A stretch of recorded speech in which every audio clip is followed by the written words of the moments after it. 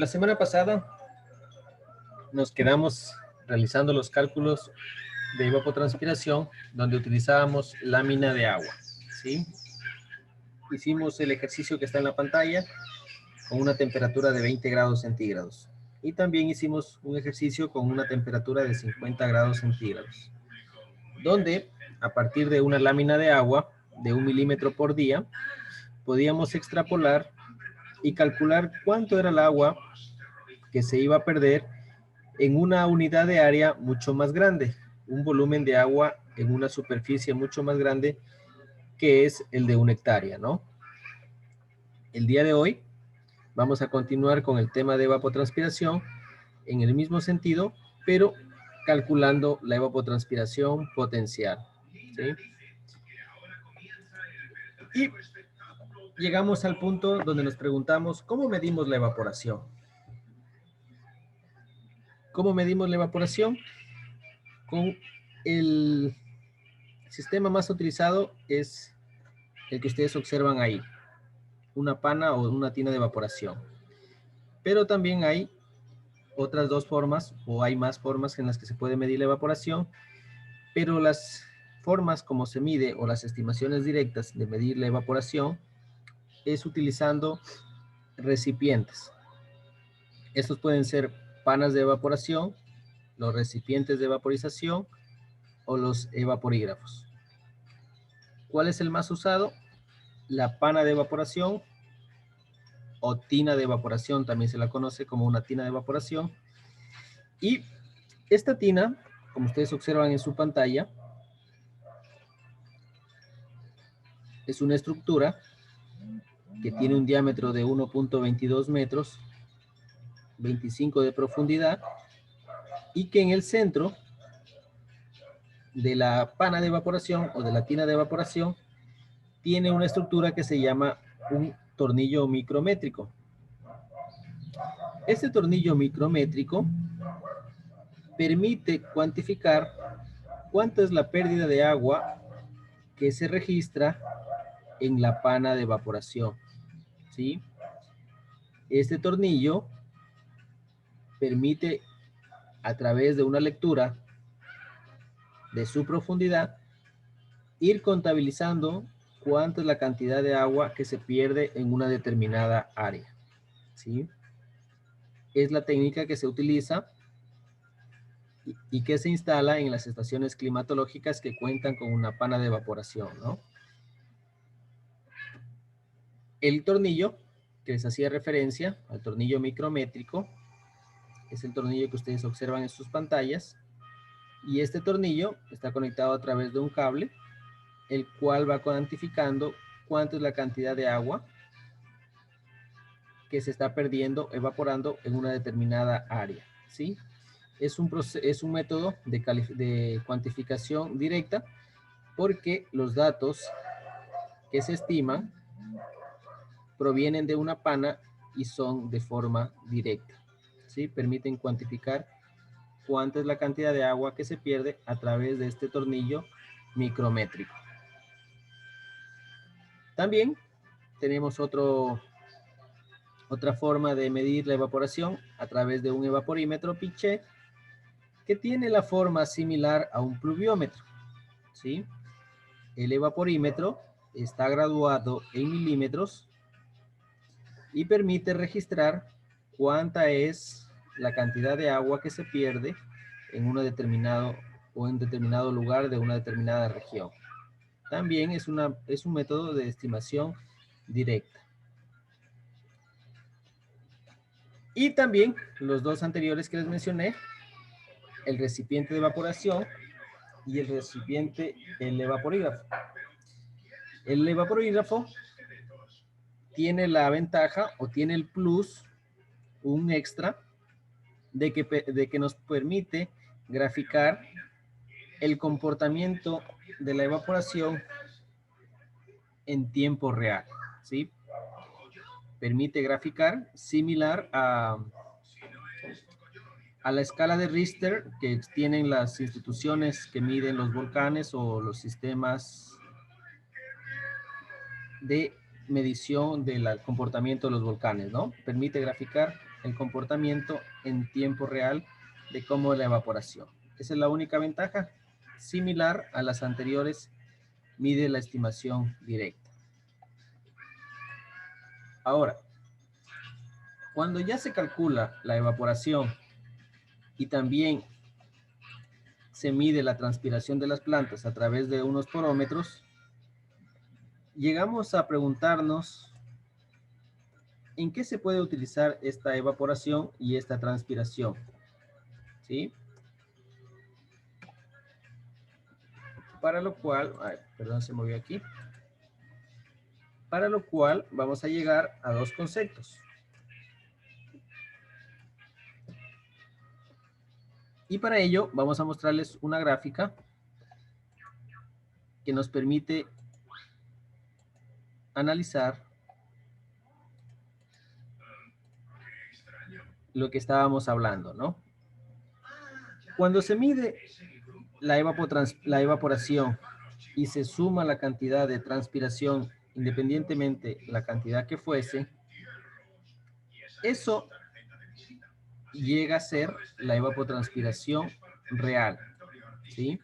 Esta línea que está aquí, que les estoy señalando en este momento. Toda esa línea es la evapotranspiración real, ¿sí? Esta evapotranspiración real es la que se mide en campo una vez que ya se calcula cuánto es la pérdida de agua en una pana de evaporación y se suma la pérdida de agua de las plantas y es la cantidad, como su nombre lo dice, la pérdida de agua real que sucede en campo, ¿sí? También la otra variable que se relaciona aquí en evapotranspiración es el de precipitación. Si observamos aquí, miren, está relacionada con la evapotranspiración real. Siempre las dos van a estar muy cercanas y no van a tener mucha diferencia, tanto la evapotranspiración real como la precipitación de un determinado lugar. Ahora, dentro de estos dos conceptos que hemos analizado, aparece uno que está acá, que es el de evapotranspiración potencial, ¿sí? Y evapotranspiración potencial, como su palabra mismo lo dice, potencial, significa la cantidad máxima de agua que se puede evaporar y que se puede perder a través de las plantas cuando existan condiciones ideales ambientales ideales. ¿Qué significa esto? Condiciones ideales ambientales. Que todos los parámetros ambientales, tanto de los parámetros que revisamos anteriormente, estén funcionando al 100%. Por ejemplo, cuando ustedes observan, vamos a hacer una analogía, vamos a hacer un ejemplo. Si nosotros buscamos, vamos a ingresar a Google,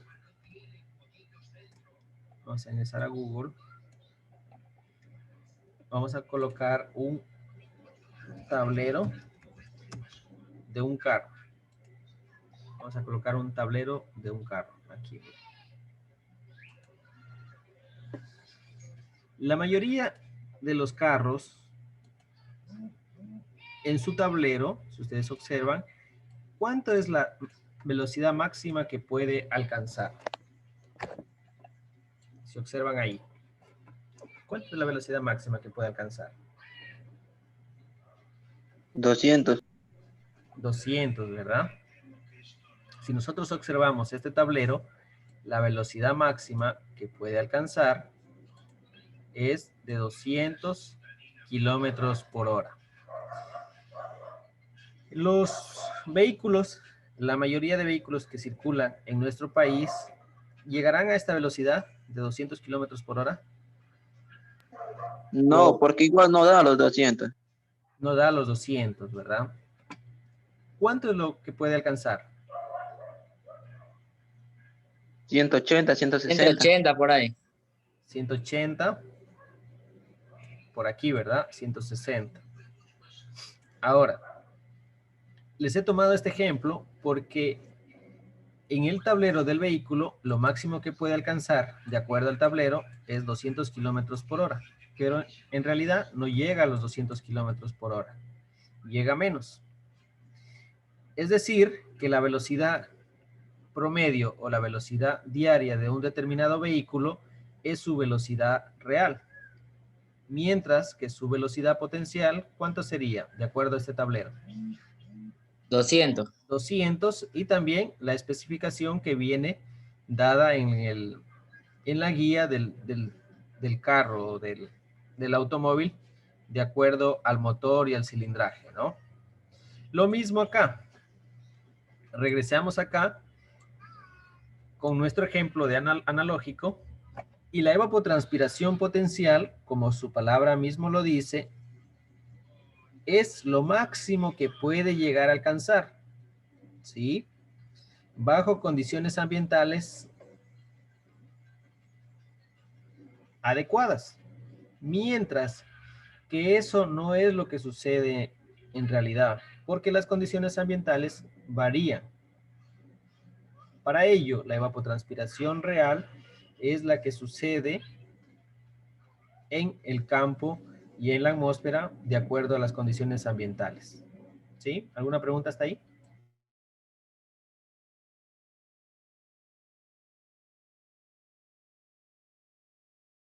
¿Alguna pregunta hasta ahí? Es que podría volverle a repetir, no lo entendí muy bien. Ya. Les mencionaba que la evapotranspiración potencial se diferencia con la evapotranspiración real en que la evapotranspiración potencial, como su nombre lo indica, es la cantidad máxima que se puede perder de agua en un determinado lugar siempre y cuando las condiciones ambientales estén al 100% funcionando. Es decir, es lo máximo que puede alcanzar. Pero eso no es lo que ocurre en realidad. Lo que en realidad ocurre en la atmósfera y en el campo es la evapotranspiración real, ¿sí? Por eso, la evapotranspiración potencial siempre va a ser mayor que la evapotranspiración real. Pregunta de examen. La evapotranspiración potencial siempre va a ser mayor que la evapotranspiración real.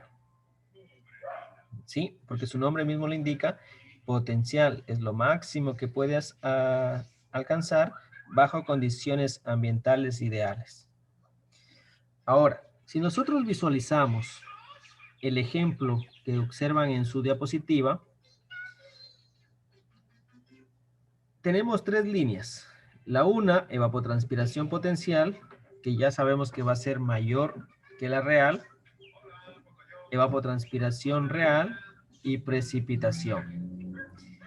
¿Qué nos permite calcular estas evapotranspiraciones y estas precipitaciones? ¿Qué nos permiten? Nos permiten saber cuándo vamos a tener exceso de agua o cuándo vamos a tener déficit de agua.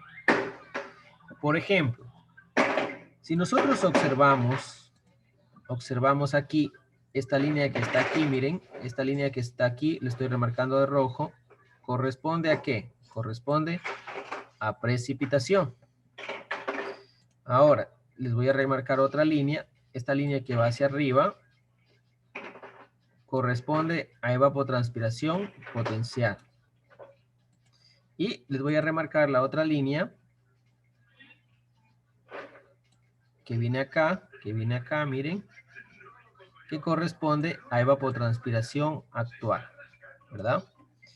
Ahora, si nosotros observamos aquí, desde el mes de enero al mes de marzo, ¿qué línea sobresale?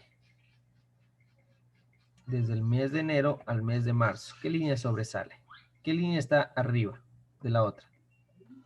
Precipitación. Precipitación. Precipitación, ¿verdad? Si nosotros analizamos solo esta parte del año, ¿qué nos indica? Que de enero a marzo, en este lugar, ha existido mayor disponibilidad de agua en los meses de enero a marzo. Ahora, analicemos este otro segmento del año. Desde abril, miren, voy a tomar esta línea de aquí, desde abril, sigo con abril hasta septiembre. ¿Qué observan ahí? Desde abril hasta septiembre, lo que les he remarcado.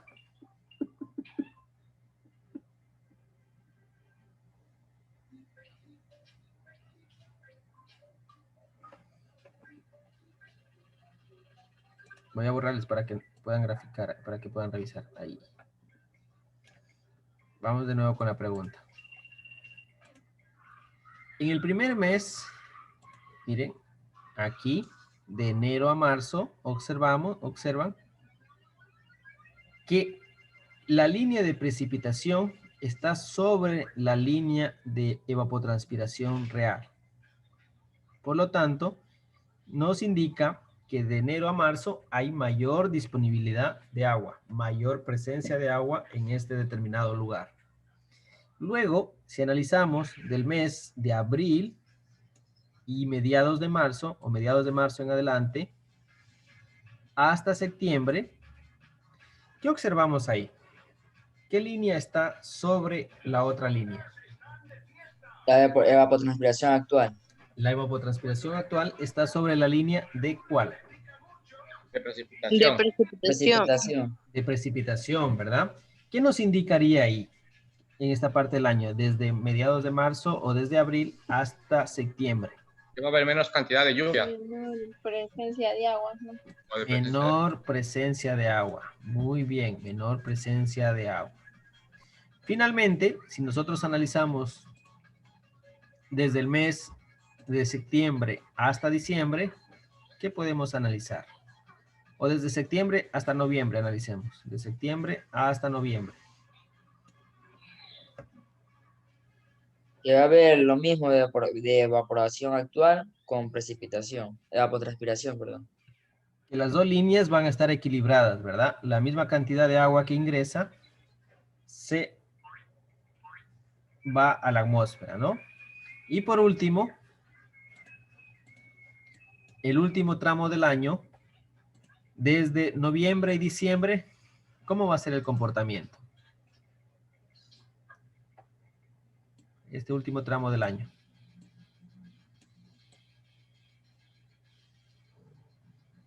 Noviembre y diciembre, ¿cómo va a ser el comportamiento del último tramo del año? Es que no se sabe ver bien, no se ve bien si es por la evapotranspiración potencial o es de la actual. Muy bien, porque la línea de arriba viene y es la evapotranspiración potencial. Las otras dos líneas, las dos que venían, se unen, mira, y siguen, precipitación y evapotranspiración real. Por lo tanto, tenemos dos épocas en el año bien marcadas. En la primera etapa, aquí, vamos a tener mayor disponibilidad de agua. ¿Por qué? Porque la línea de evapotranspiración está abajo de la línea de precipitación. Y en la otra etapa del año, sí, en esta etapa que está aquí marcada, la evapotranspiración real está sobre la línea de precipitación. De esa forma, la evapotranspiración real y la precipitación nos permiten saber cuándo hay déficit o cuándo hubo déficit de agua y cuándo hay disponibilidad de agua. Dicho sea de paso, este factor de evapotranspiración real se lo mide en campo, es decir, se obtienen los datos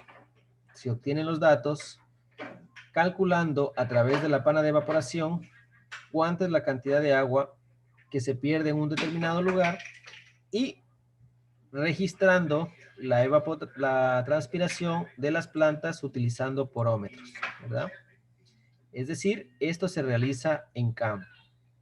Ahora, el otro factor de evaporación que nos permite saber cuánta es la cantidad máxima que se puede perder de agua en un determinado lugar es la evapotranspiración potencial.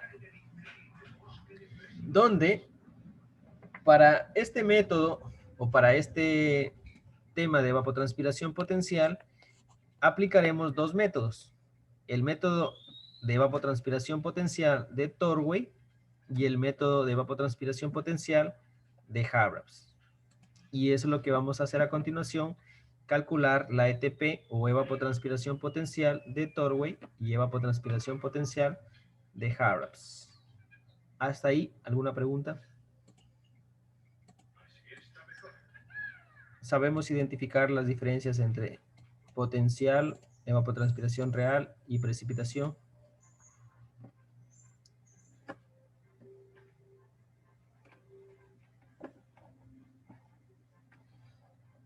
Un voluntario ahí que quiera decir cuál es la diferencia entre potencial y actual o real.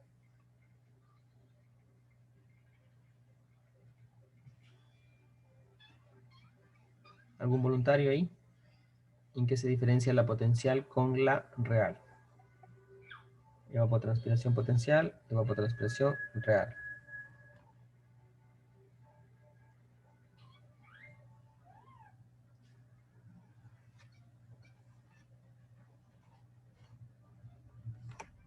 ¿No? ¿No se anima nadie? Utilizando la imagen, puedo utilizar la imagen, si gusta. Un voluntario.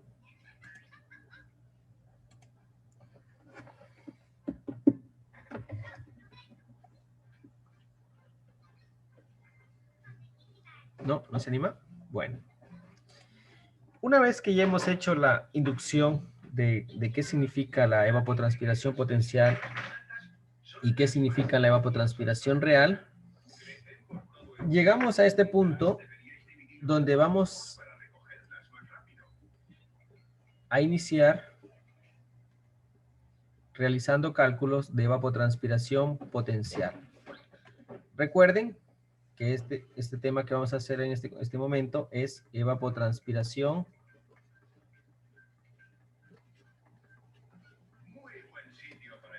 potencial. ¿Sí? Y en este tema de evapotranspiración potencial existen dos temas o dos métodos que vamos a utilizar. Existen más, pero vamos a trabajar con dos métodos que son de los más utilizados. Torway y Harraps. ¿Sí? Lo voy a escribir aquí. Para evapotranspiración potencial vamos a utilizar con Torway. Voy a escribirles aquí. Torway. Y también vamos a utilizar el método de Harraps. ¿Sí? ¿Por qué se llaman así? Se llaman en base al apellido de las personas que los descubrió o que los propuso y que después fueron validados a través del método científico, ¿no? Torway y Harraps. Y vamos a iniciar con el primer cálculo de evapotranspiración potencial.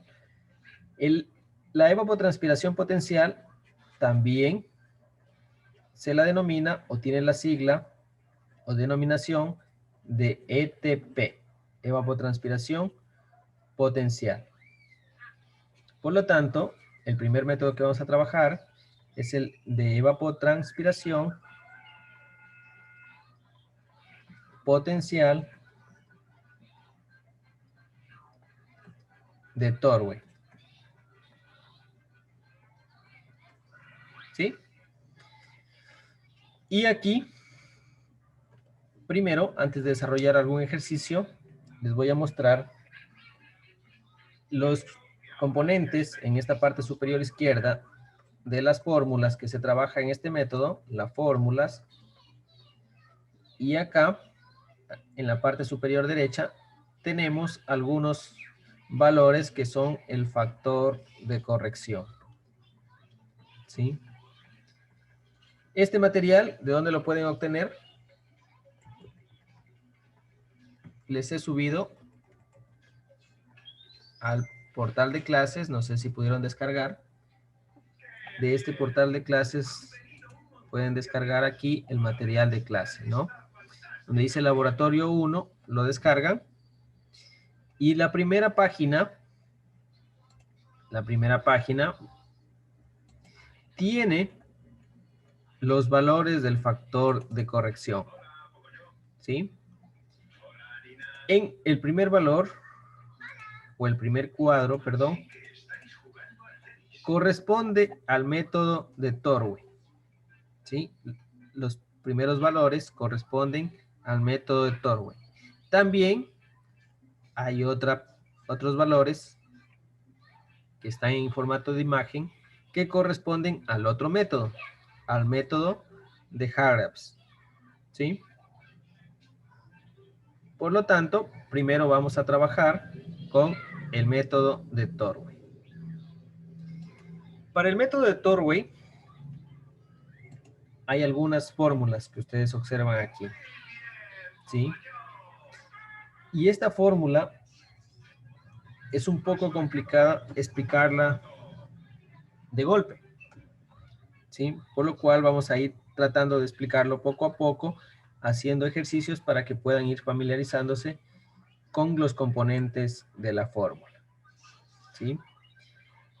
Este factor o este método de evapotranspiración potencial de Torway y el otro método de Harapps trabajan con la latitud, ¿sí? Los dos métodos trabajan con la latitud. Y ahí quiero preguntarles a ustedes, ¿qué han escuchado de la latitud? ¿Algún voluntario? ¿Qué han escuchado de la latitud?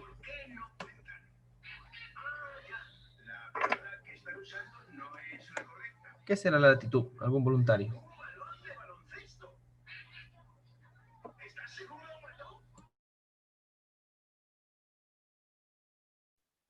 No son distancias.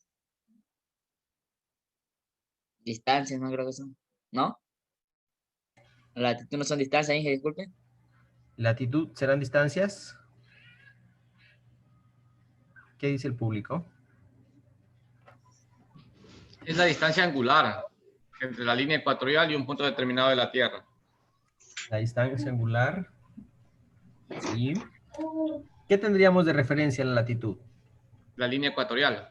La línea ecuatorial. ¿Qué más tendríamos de referencia? Vendría a ser mediana o larga también. Mediano, larga, sí. ¿Qué más? Las... Se miden grados, minutos, segundos. Se miden grados, minutos, segundos, sí. Esa latitud ¿tendrán todos los lugares en el planeta Tierra? Sí. Sí, ¿verdad? ¿Cuál será la latitud de nuestra capital? No es cero. Latitud 0. ¿Qué nos indica que sea latitud 0? Que desde ahí parte, desde ahí comienza. Desde ahí parte, ¿verdad? Muy bien. ¿Y estas latitudes en cuántas direcciones irán? O perdón, les replanteo la pregunta. ¿Cuántas latitudes tendremos?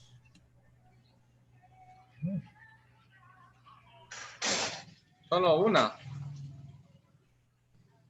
O sea, no, pues como son algunas, pero todas van en la misma dirección. Algo así es. Ya. Y si hablamos de latitud norte y latitud sur, ¿a qué nos mencionará esta parte de las latitudes? Ahí recordemos lo del Entonces son colegio. 4 latitudes en total, entonces. Norte, sur, este y oeste. No, pues esas son las longitudes, las otras. Ya, Sí, recordemos. sí, perdón. Longitudes, eso me confundí. En las latitudes siempre vamos a tener latitud norte y latitud sur. El Ecuador, o la mitad del mundo, es de donde parten las distancias angulares que ustedes mencionaban, ¿verdad? De arriba norte hacia abajo sur. Correcto. Nuestro continente, ¿en dónde estará ubicado? En el centro. El continente Ah, en el norte, en el sur, perdón. en el Perfecto. sur, ¿verdad? Un país como Estados Unidos, ¿hacia dónde estará ubicado? El norte. Latitud norte, ¿verdad? De acuerdo a la distribución del mapa mundi. Muy bien. Con todo lo mencionado, la latitud, y para este método de Torway, trabaja con los factores de corrección que ustedes observan en la parte superior derecha, ¿sí? Y ya les vamos a explicar dónde se utilizan los factores de corrección. Algo que también utiliza el método de Torway es una fórmula general que ustedes pueden observar aquí. Esta fórmula que está aquí, que permite calcular el ETP. Pero para llegar ahí, a calcular ese evapotranspiración potencial en este método, hay que hacer una serie de pasos detenidamente. Una serie de pasos detenidamente, ¿sí? Para lo cual, antes de explicar esos pasos, voy a copiar la fórmula y vamos a ir explicando desmenuzadamente qué significa cada componente de la fórmula antes de poder realizar algún ejercicio, ¿sí? Donde el ETP de Torway, voy a escribirle aquí, se lo calcula de la siguiente manera. Voy a copiarles aquí.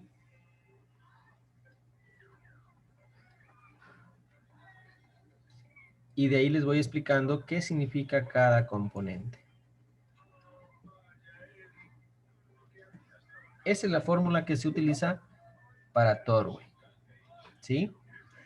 Donde el F de la fórmula, voy a escribirle aquí, es un factor de corrección. El F de la fórmula es un factor de corrección. Y este factor de corrección viene ¿de dónde? Viene de la tabla de las latitudes. El factor de corrección viene de la tabla de la latitud, ¿sí? Es decir, cada ejercicio nos debe decir una latitud y en base a esa latitud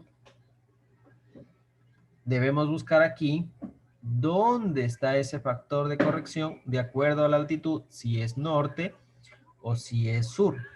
Si es una latitud sur y nos da la cantidad de la latitud, debemos buscar ahí y copiar los factores de corrección de acuerdo a cada mes que nos pida. Eso por un lado.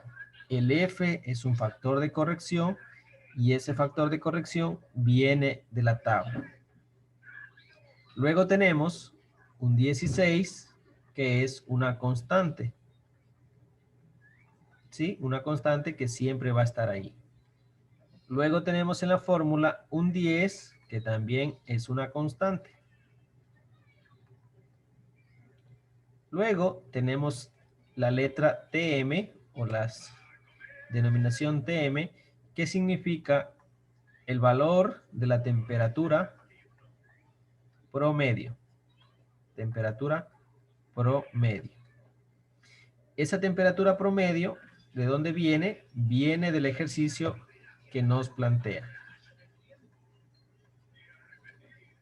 Y hasta ahí ya tenemos que el F nos da el ejercicio y es una latitud que viene en la tablita, o es un factor que viene en la tablita, 16 que es una constante, 10 que es una constante, TM, temperatura promedio que nos debe dar el ejercicio, y eso lo vamos a dividir para el I mayúscula. Y el I mayúscula significa el índice de calor anual. Este índice de calor anual es la cantidad de calor de un determinado lugar para un determinado tiempo de 12 meses. Este índice de calor anual se lo obtiene sumando, voy a colocar aquí, sumando